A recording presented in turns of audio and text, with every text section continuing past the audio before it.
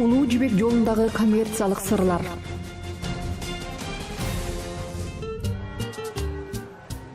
Флоренциянын кезектеги ажайып жайы, жакында эле курулуп бүткөн Векико сарайы азырынча жаңы деп аталат. Анын салкын залдарына шашып бара жаткан Адилет Гонфалери, республика өкмөтүнүн төрагасы, 14-кылымдын 1-жарымы. Франческо Бальдуччи Пегалотинин алдында олуттуу иш турду. Көптөгөн европалык королдорду каржылаган жана анын арты менен Гонфалердин өзү дагы белгилүү саякатчы жана жазуучу болгон Барди соода үйү жоюу керек. Аталган соода үйүнүн соода агенти катары Пегалоти бүткүл жибек жолу аркылуу басып өткөн. Албетте ал сапарлар соода байланыштарын түзүү менен жалаң коммерциялык кызыкчылыктарды көздөгөн. Ал алака катыш түзгөн жана китеп да жазган. Анын аталышы дагы өзгөчө узун эле. Китеп дүйнөнүн ар кыл бөлүктөрүндөгү ар түрдүү өлкөлөр, товар ченемдери жана соода салттары, акчалардын кону, бир өлкөнүн товарын башка мамлекеттин товарына кантип шайкеш келтирүү, бир товардын экинчи товардан сапаттуулугун кантип билүү, аларды кандай алыш керектиги, аны кантип сактоо керектиги жөнүндө ар түрдүү өлкөлөр, соодагерлер билүүгө тийиш болгон жана башка нерселер деп аталган. Саякатчы өзү менен кошо аялын алып жүрө алабы? Ооба, ала алат. Атүгүл андай адам тарбиясы жакшы киши катары бааланган. Бирок анын аялы кыпчак тилинде жакшы сүйлөй билиши зарыл. Андыктан Пегалотти аялды жергиликтүү калктан алууга кеңеш берет. Улуу жибек жолу боюнча баа жеткис кеңештер жана маалыматтар жыйнагы, орто кылымдагы Пегалоттинин соода тажрыйбасы, маалымат китеби жана улуу талаанын коммерция сырлары. Алтын Ордонун борбордук жана түштүк Европа менен байланышы болгон. Көпчүлүк италиялык соода мамлекеттери менен алака катыш жакшы сакталган. Маалыматтын баалуулугу ушунда, анткени анда ошол доорлордогу жашоонун өзүнчө бөлүктөрү баяндалып жазылган. Эгерде сен соода жүргүзүп, жакшы киреше тапкың келсе, кыпчак тилин үйрөн. Хорошую прибыль, то выучи кыпчакский язык. Биринчи бөлүм. Орто кылымдагы бизнес-класс. Чыныгы жана ак ниет көпөс кандай болушу керек? Ал чынчыл жана адептүү болууга тийиш. Бардыгы алдын ала көрө билиши зарыл. Франческо Пегалотти, соода тажрыйбасы. Өзбек хан чейрек кылым бою Крым, Алан жана Черкес аймактары, Орус жери, Волга булгарлары, Хорезм, Сырдарья жерлери, Иртыш боюндагы талаалардан турган зор аймакты темирдей чөңгө эли менен кармап турган. Алтын Ордонун гүлдөгөн мезгили Өзбек хандын башкаруу дооруна туура келет. Анын заманында батыш жана чыгыш бөлүгү бирдиктүү мамлекет болуп турган. Башкача айтканда, азыркы Волга бою жана азыркы Казакстан аймагындагы түздөн-түз борбордук бийликтерге баш ийген. Өзбек хан мамлекеттик башкаруунун натыйжалуу тукуму менен катар эле азыркыча айтканда бизнес үчүн жагымдуу шарт түзгөн. Орто кылымдык коммерция биринчи кезекте багыттардан көз каранды болгон. Ал эми Алтын Ордо империясынын соода жолдору ошол кездеги бүткүл Евразия боюнча эң коопсуз болгон. Ал учур жибек жолу гүлдөн өнүккөн 3-чү мезгил деп аталган.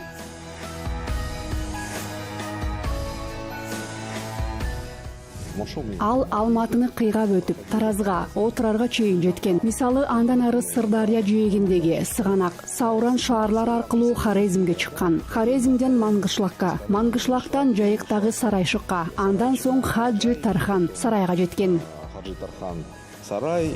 Италиялыктар көп саякатташкан, тагыраак айтканда, ушул жолдор аркылуу соода кербендери менен жүрүшкөн. Ал доорлордо көпөстөрдүн өмүрүнө жана мал мүлкүнө кандай кол салуу болбосун өлүм жазасына тартылган. Орто кылымдык бизнес-класс тууралуу айтсак, ар бир 30-50 чакырым кербен сарайлар жайгашкан. Анда унаа көлүктү алмаштырып, жуунуп, тамактанып, атүгүл ар кандай каржылык кызматтардан пайдаланууга мүмкүн болгон. Көпөстөр дайыма эле акчаларды, алтын динарларды кабыл менен алып жүрүшкөн эмес. Векселдер, тил каттар, банктар болгон. Анын артыкчылыгы Жучу улусунун аймагына Отырарга кирген көпөс бир эле жолу алым төлөгөн. Андан кийин эч кандай салык төлөгөн эмес. Бул абдан ыңгайлуу болгон. Анткени соодагер түштүк багыт менен жүрсө, ар бир аймакка келген сайын алым төлөөгө туура келген. Европалык эң кыраакы көпөстөр Орду аймактарында 8-кылымдын орто ченинде пайда болгон. Менгу Тимурхан Генуялык жана Венециялык чоң соодагерлерге ушул жакта өз өкүлчүлүктөрүн негиздөөгө уруксаат берген. Каффа же Тана шаары болгон. Тана бул Азов деңизинде турган. Тана бул Венециялык колония болгон. Ал жактан генуялыктар жана венециялыктар товар алып, андан ары Европага ташып кетишкен. Түгүл ортодогу жарлыктардын бир бөлүгү Италия тилинде жазылган.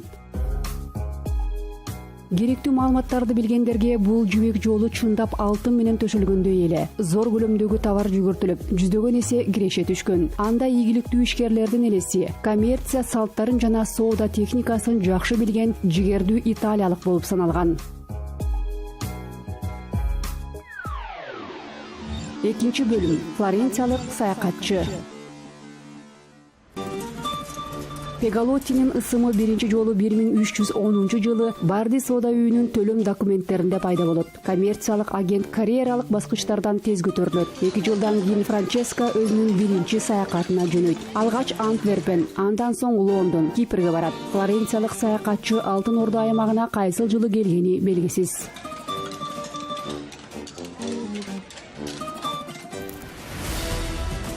Флоренциялык саякатчы Танадан Жутарханга же азыркы Астраханга чейин ат көлүк менен 25 күн жүрөт. Астрахандан Сарайга дарыя менен сүзөт. Андан кийин Каспийга кайтып келип, Жайык куймасына чейин 8 күн жол басат. Анан Жайыкка кирет. Жана ал боюнча Сараканкага же болбосо Сарайшык шаарына көтөрүлөт. Сергей Марков, Жер шаары. Это такой же ордынский город. Ал ушундай ордолук жана чыгыш шаары болгон. Ал биринчи кезекте Урал дарыясынын жээгинде туруп, кемечиликти коргоо милдетин аткарган Чакан шаар жана Улуу жибек жолунун түндүк пункттарынын бири болгон. Один из пунктов был от северного участка Великого Шелкового пути. Аталган шаардан саякатчылар суу кемесин чөл кемесине алмаштырышат. Төө чегилген арабалар даяр болсо, Пегалотти шаардан жолго чыкканга даяр. Караван-сараи как раз были построены с учетом в зависимости. Кербен сарайлардагы кербенчилердин диний ишенимин эске алуу менен курулган. Анткени соодагерлер бир гана араб өлкөлөрүнөн эмес, Италия жана башка европалык мамлекеттеринен дагы келишкен. Андыктан ар кыл дин өкүлдөрү үчүн өзүнчө сыйынуу жайлары болгон. Отдельные помещения как раз были выделены для этого, для совершения обрядов. Бардык жолдор ошол жакка барат. Шаардын ишкер борбору базар болгон. Золотоордынские города были. Алтын Ордо шаарлары абдан жандуу жана эркин болгон. Мында көчөдө эле, өзгөчө базарда эч токтоосуздук баарлашууга мүмкүн эле. Адамдар өз ара сүйлөшүп, жаңылыктарды угушкан. Ошол эле жаңылыктарды коомдук мончолордон жана суу алган жайлардан да угуп билишкен. В банях и, конечно, там, где брали воду. Шаардагы эпчил сатуучулар Пегалоттиге соода сырларын айтып беришет. Түркистан килемдери, Персия килемдери сыяктуу эле абдан жакшы экендигин, Флоренция ноутусу абдан жогору бааланарын, Алтын Ордонун майда акчасы болгон жез пулдарынын куну кандай болоору тууралуу маалыматтарды бөлүшкөн. Сарайшыкка Сарай Бату, Сарай Берке сыяктуу ири шаарларда монеталарды чегишкен. Бул тыйынды чегүү дегенди билдиреби? Эмнеге? Потому что Анткени мөөрү бар балка менен тыйынга чегип түшүрүлгөн. со штампом.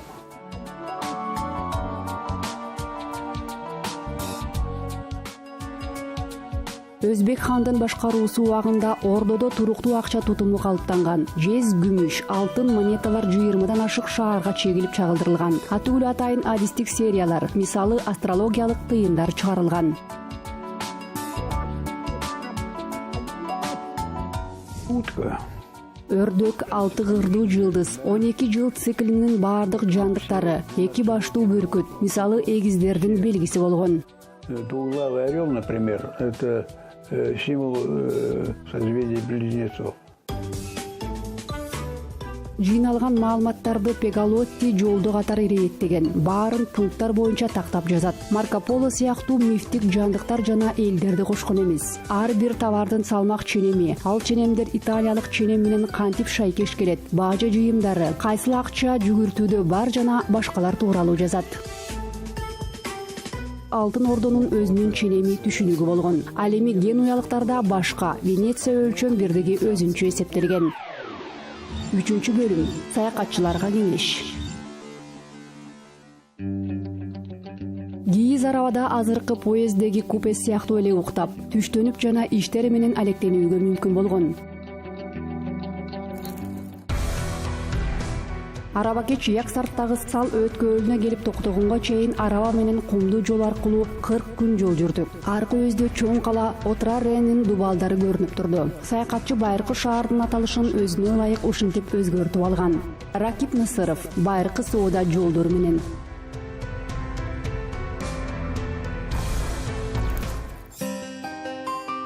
Ошол мезгилде шаар Чыңгыз хандын аскерлеринин кол салуусунан толук оңоло элек болчу. Изилдөөчүлөр флоренциялык көпөс Отрарга жазында келген деген ойду айтышат. Төөгө чегилген жылуу арабаны эшектерге алмаштырат. Отрар базарында Пегалотти кыпчак чапанын сатып алат. Сапарда анын көп жардамы тиет.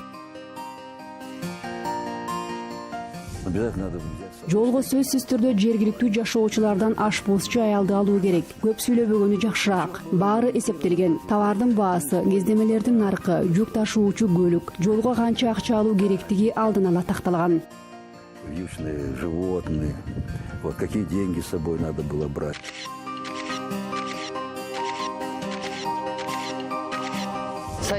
Франческа Пегалоттиден саякатчыларга кеңеш. Кытайга баргың келеби? Сакалыңды кое бер жана эч качан кырынба. Анан кыпчак тилинде билген 2 кызматчы алып ал. Анын үстүнө котормочулардан эч аянбаш керек. Анткени начар котормочу кымбат түшөт деген кеп бар эмеспи?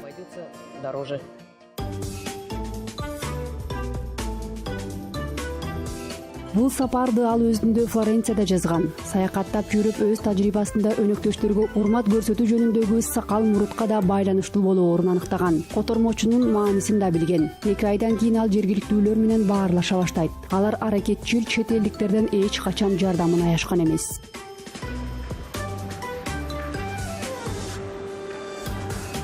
В 13-14 13-14 кылымдарда Алтын Ордо аркылуу өткөн жолдор маанилүү кезде европалыктарга куман тилин билүү керек болгон. знать куманский язык. Кумандар же кыпчактар Алтын Ордо мамлекетинин калкынын басымдуу бөлүгүн түзгөн. Алардын өнүмдөрү болгон булгары, дан, туз жана башка товарлар дүйнөлүк рынокто жогору бааланган. На вот эти международные ярмарки, которые, в общем-то, были... Улуу жибек жолундагы эл аралык жарманкелерде өз ара товар алмашып жүргөн. Казакстан тараптан мал, жылкы, күлүк аттар, кой жана кийиз барган. Алар биздин турмуш тиричиликке зарыл буюмдарга алмашылган. Кытайдан жибек алышкан. Но чаще всего декорированный войлок. И, в общем-то, все эти вещи обменились на необходимые вещи для нашего быта. То есть из Китая получали шелк. Пегалотти Флоренция сунуш кылган товар тизмесин да түзгөн. Анда 330 чакты товар, ноуту, дары-дармек, дегот жана башка өнүмдөр жазылат. Саякатчы акыркы пункт болгон Кытайга сөзсүз барыштын кереги жоктугун да жазат. Анткени Асман өлкөсү сунуштаган өнүмдү Отрарда, Сарайшыкта жана кафеде сатып алууга мүмкүн болгон. Эпилог. Соода тажрыйбасы.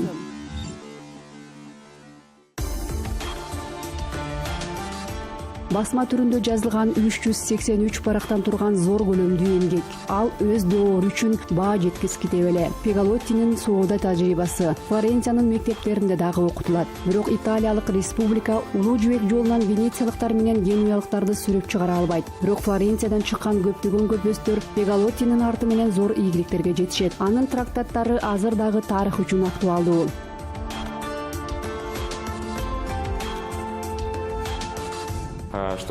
Улуу жибек жолунун айрым өзүнчө тарыхы тууралуу айтсак, аны менен жол акырындап кайра калыбына келтирилүүдө. Бирок улуу жибек жолу планета аймагындагы дүйнөлүк маанидеги эң зор көрүнүш болгон. Пегалоттинин кол жазмасы азыр дагы Флоренцияда сакталып турат. Алгачкы жолу 1766 жылы жарыялашкан. Ага чейин аны жогорку чөйрөдө гана окушкан. Ал эми атактуу трактын автору болжол менен 14-кылымдын 40-жылдарынын соңунда кара тумоодон каза тапкан.